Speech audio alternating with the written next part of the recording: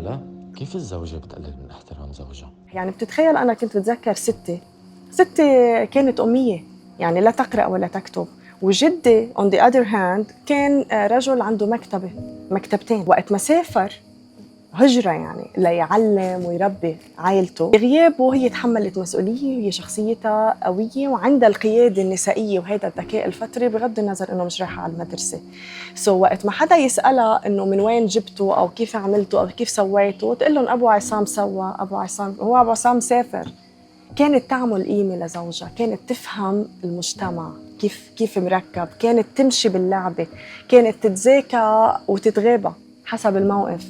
لهلا عم نشوفه في كتير مرات عدم احترام، تناطح، علاقة ندية منا علاقة شراكة، فوصلوا أحد الطرفين نفر من الثاني أو اثنيناتهم نفروا من بعضهم وقرروا إنه هيدي المؤسسة مش ماشي حالها، فرطت.